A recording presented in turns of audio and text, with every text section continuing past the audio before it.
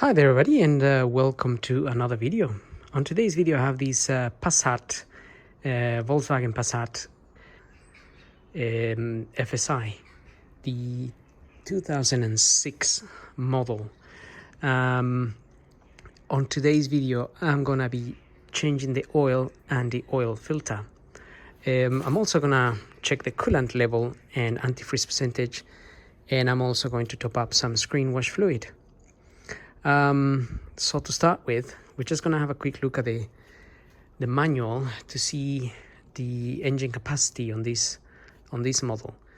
So if you look at the manual here, this is the engine that I have.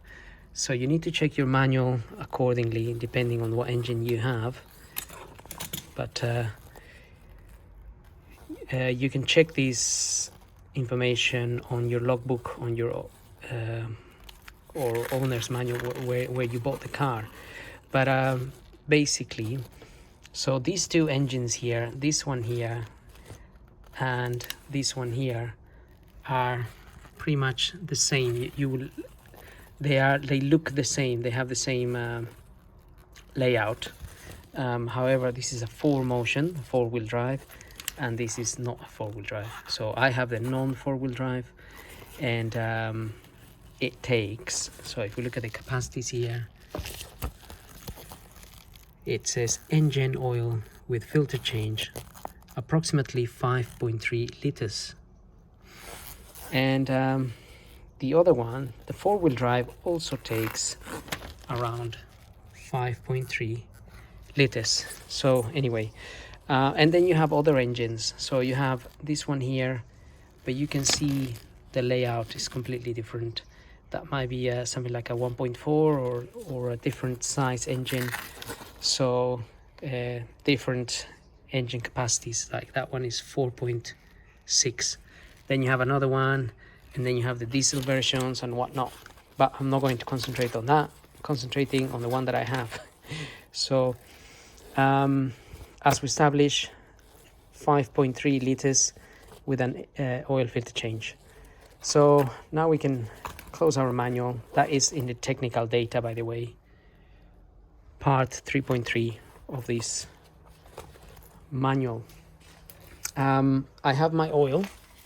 I'm going to use 5W30 here, Castrol. It's a good idea to go to choose the oil that you're going to use depending on the area where you are. So if you're in a very, very hot country, perhaps you want to get a slightly thicker oil, and if you're in a very cold country, maybe a thinner oil. So that really depends, and by really cold country I mean something like the North Pole, where temperatures are minus 40 or something, and you really need thin oil like 0W20 or something. But here in the UK, temperatures are ranging between plus 30 to minus, I don't know, 10 or 15. Obviously, if you're in Scotland, it might be slightly different, but the 5W30 covers quite a big range of temperatures. So that's the one I normally use on all the cars, and that's the one I'm going to be using today. And the oil filter I'm using is this Bosch P9243. Again, if your engine is slightly different to this one, this might be different. So don't just go and buy this one, because it's not going to fit. If you have a 1.6, it might not fit. Or you have maybe you have a metal one. This is a paper one. So check with whoever you go and buy it from. Don't just go to eBay or something online, buy the same filter, and then it doesn't fit your car. I think that goes without saying, but it could be said as well. Right, so I'm going to start by checking the coolant here. Now the coolant in this car goes in this tank. I did run this car for a little while, by the way, something like 15 minutes or something. So if the car is very hot, just be careful when opening this cover here, because pressure will build up and that coolant can be very hot. So just open it slowly release the pressure and avoid any injuries. So you may notice already on these are quite easy to see, luckily, but we have a minimum there, that mark there, and then that other mark sort of represents the full amount. So this one is exactly, or just like a millimeter above that line. So I am happy with the quantities. If yours was down here, then perhaps you want to top it up to there. Or if you don't see any coolant in there at all, then there might be an oil leak somewhere. A coolant leak somewhere. And that is something that you need to investigate. It might be leaking from the radiator, or it could even be leaking from this as well. Although these are not common, I don't think. I never seen one leaking, but in other cars these leak. So that would be another kind of investigation and another video altogether. So in this case scenario, my quantities are good, so I am happy with that. Like I said, if it was a little bit low, I would top it up. And with this device here, I'm just gonna check the percentage of antifreeze that this car or that this coolant has. So what that means is, to what level is this going to withstand freezing? So if it was, so the needle is settling at -20. So what that means is that the temperature outside, or the normal temperature, will have to be -20 for this coolant to freeze. So that's why it's important to check this, because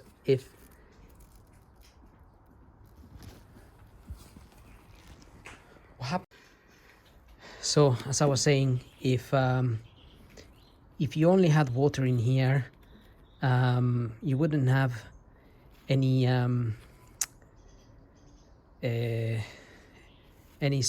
well, if you only had water, the water would freeze, and then that can damage the engine. If you had very little amount of antifreeze, up to -5, if we get -10, then again it can freeze and cause engine damage. So that's why it's important to make sure you have a good level of antifreeze in your car, and then you have no issues. At least you know you're safe. So we can close this cover now. I am happy with -20. Close it properly.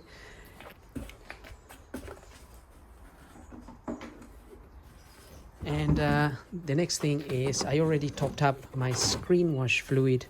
That's for washing the windscreen, this container here. As you can see, I already topped it up. So again, you need to use the proper fluid. I have this one here. There are many different makes out there. You don't have to buy this make. And you can buy a container that's got the fluid already mixed, or you can also buy concentrated one and mix it yourself. However, again, this fluid is not going to freeze when it's -10 up there, and so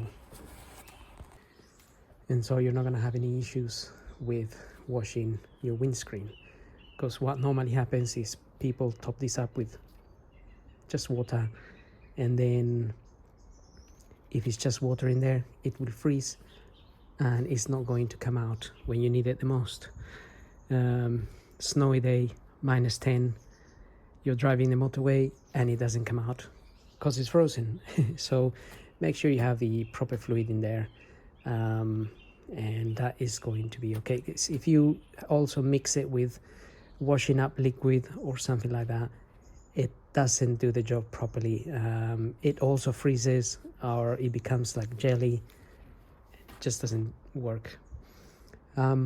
So having established those two things for your windscreen fluid and your coolant, we're gonna move on to the engine oil and filter. So to start with, I'm just gonna pull the dipstick here a little bit and open the oil filler cap here, which is a little bit hard.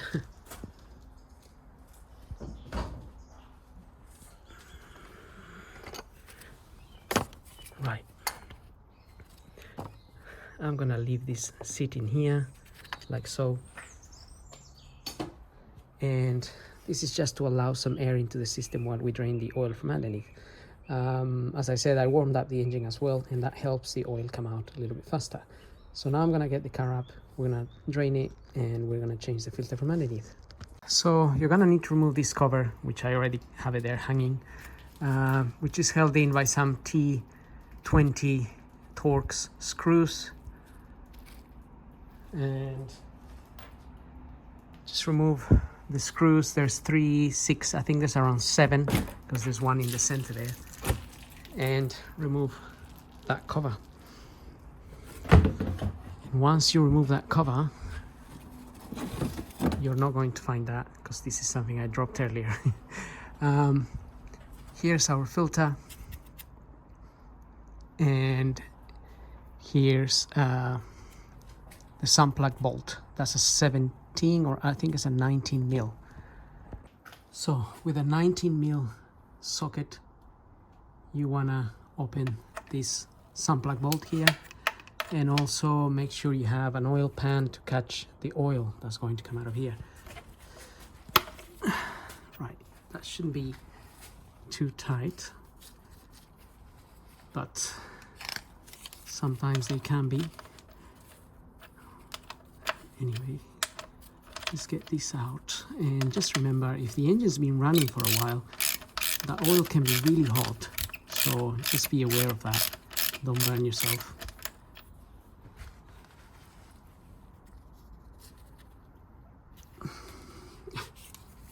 One minute seems really soft, the next minute gets hard. These bolts are always like that.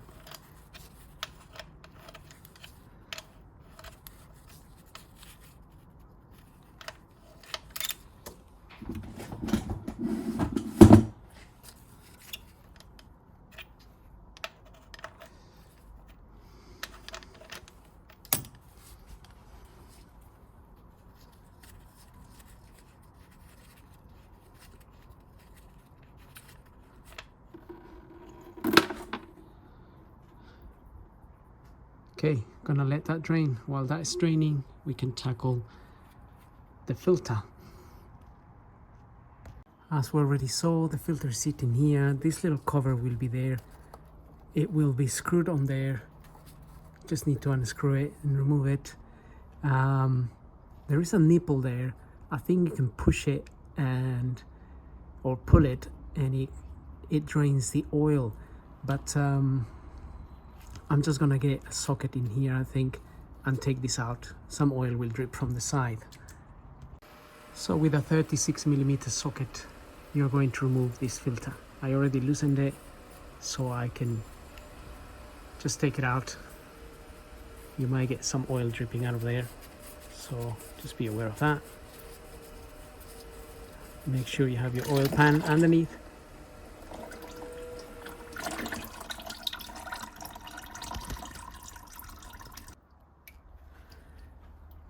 That's the old filter there. Just pull that out. We can dispose of that. So in there will be this O-ring as well. I've already pulled it out a little bit, but it's basically in there, which we have a new one here to replace.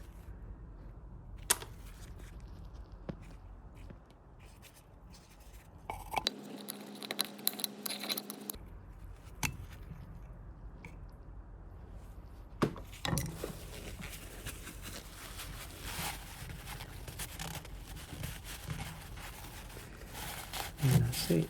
Clean this area a little bit.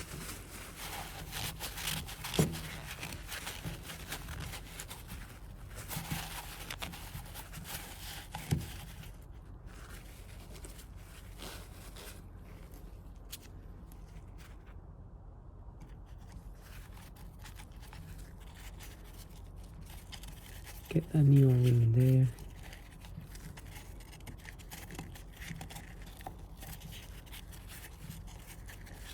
Make sure it sits inside that groove. And you can put a little bit of oil around that O-ring before fitting this back. So I'll just put a little bit of grease.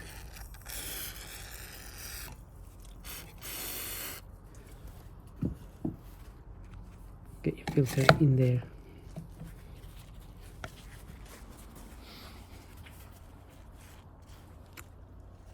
And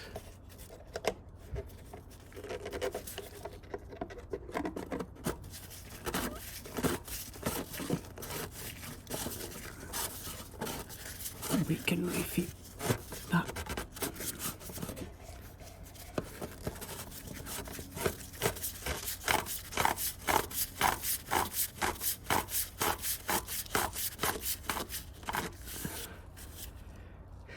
Now it says there 25 Newton meters, which isn't a lot of force, so don't over tighten this filter.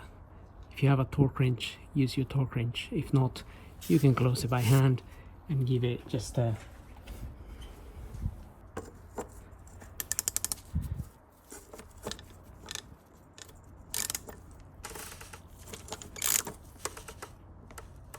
that's it. Don't over tighten it, or if I keep tightening that, the housing will crack.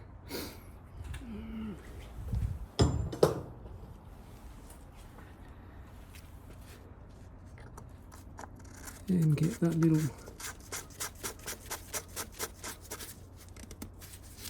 cover back in there. Make sure all this is nice and clean. I already cleaned it, so there is no oil leaks coming from there. And we can also put our sump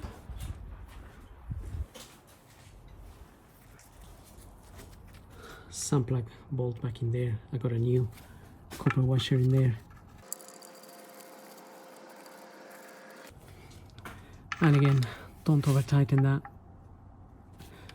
30 Newton meters or so is enough for this. So that copper washer, the size for that copper washer is this one here, by the way, if you need one. Size 14 by 20 by 1.5. I got a few there. So anyway, with that done, you just want to clean everything. Make sure there's no oil drips showing here, because otherwise you can confuse that with some oil leak next time you look at his. So at least you know, if you left it nice and clean, and the next time you look at this, if there is an oil drip somewhere here, then it's coming from somewhere else. Why, having said that, I'm gonna put the cover back here and then top some oil. Okay, so the oil goes in there, as we already said. I already put 5 liters in there to save time, so I just have to put the 0.3 now, which I measured in this can.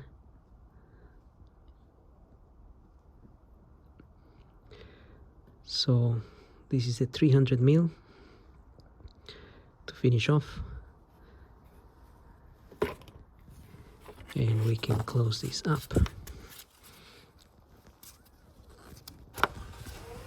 That's it. Right, so I've got 5.3. I'm gonna start the engine and let it run for a little while.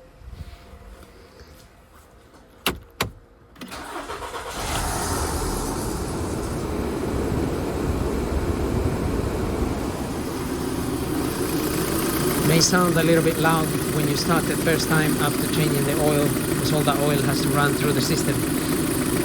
But anyway, run it for 5 minutes and then switch it off, let it rest for 10 minutes or so, and then you can check your oil here.